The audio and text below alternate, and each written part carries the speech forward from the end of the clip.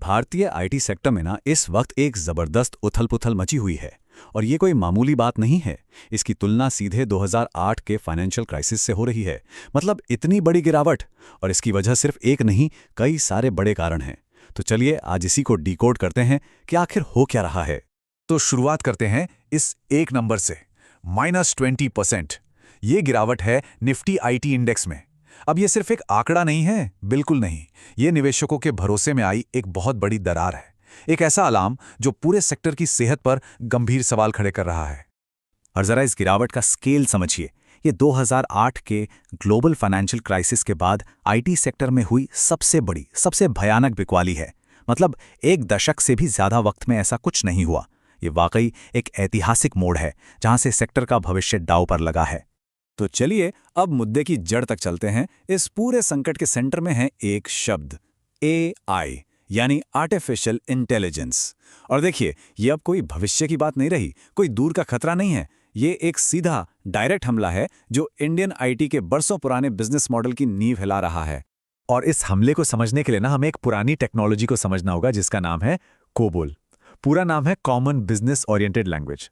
सुनने में शायद ये आपको बहुत पुराना लगे, लेकिन यकीन मानिए आज भी ये दुनिया के फाइनेंस और डेटा प्रोसेसिंग की रीढ़ की हड्डी है। इसकी ताकत को कम आंकने की गलती मत कीजिएगा। दुनिया भर में जो 95% एटीएम ट्रांजैक्शंस होते हैं ना, वो इसी पर चलते हैं।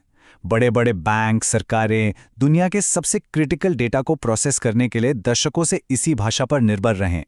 ये हमारे ग्लोबल फाइनेंशियल सिस्टम के इंजन की तरह हैं। और अब आता है कहानी में असली ट्विस्ट। एंथ्रोपिक नाम की एक बड़ी एआई फर्म ने एक ऐसा टूल बना दिया है जो कोबोल के सारे फंक्शंस को न सिर्फ मॉडर्नाइज कर सकता है बल्कि रिप्लेस भी कर सकता है।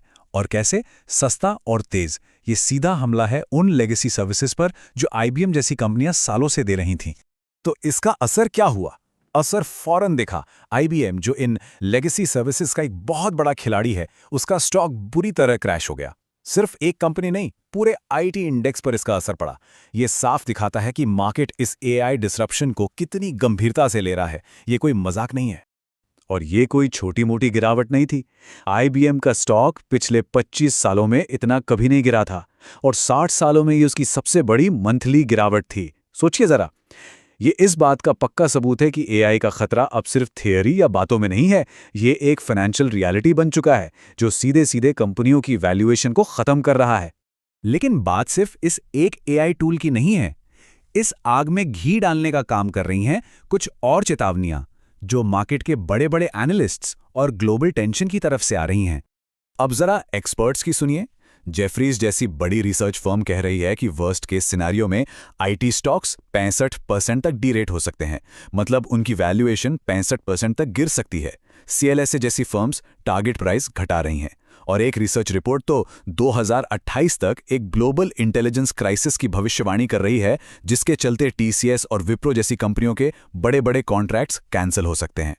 इन सब के ऊपर से एक और प्रेशर है, जियोपॉलिटिकल टेंशन का। अमेरिका और यूरोप, जो कि इंडियन आईटी के सबसे बड़े क्लाइंट्स हैं, उनके बीच टैरिफ्स को लेकर जो अनिश्चितता बनी हुई है, उससे क्लाइंट्स नए प्रोजेक्ट्स पर खर्च करने से हिचकिचा रहे हैं। माहौल बहुत अनप्रेडिक्टेबल है। तो अब चलते हैं सबसे बड़े इंडिकेटर की तरफ, पैसा। बड़े निवेशक यानी फॉरेन इंस्टीट्यूशनल इन्वेस्टर्स, वो कहां जा रहे हैं? क्योंकि कहते हैं ना, फॉलो द मनी। और उनका एक्शन इस गिरावट को और भी तेज कर रहा है। तो जरा इस आंकड़े पर गौर कीजिए, 11,000 करोड़ रुपए।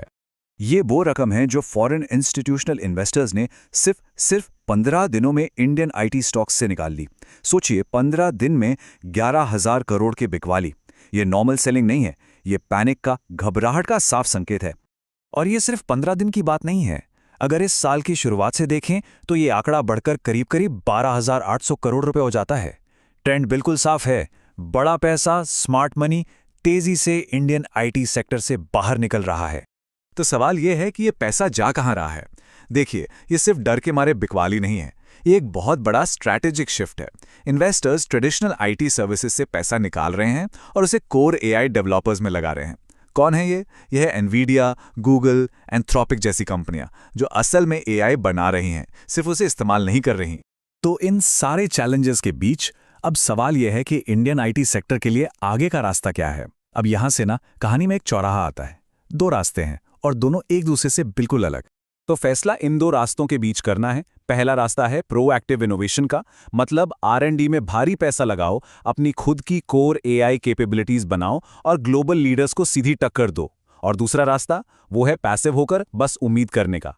इंतजार करो और सोचो कि ये AI का बूम तो बस एक बबल है, एक गुब्बारा है जो कभी ना कभी फटेगा और फिर सब कुछ पहले जैसा नॉर्मल हो जाएगा। लेकिन जो पहला रास्ता है इनोवेशन का, वो बिल्कुल भी आसान नहीं है। क्यों? क्योंकि इंडियन IT कंपनियों का DNA ही सर्विसेज का रहा है, कोर R&D का नहीं। उनकी ताकत हमेशा दूसरों की बनाई टेक्नोलॉजी को लागू करने में रही है, खुद टेक्नोलॉजी बनाने में नहीं। और मुकाबला किससे है? एनवीडिया, गूगल, एंट्रोपिक, OpenAI, ये कंपनियां इस रेस में पहले ही कई साल आगे निकल चुकी हैं। ये एक बहुत बड़ा, बहुत मुश्किल चैलेंज है।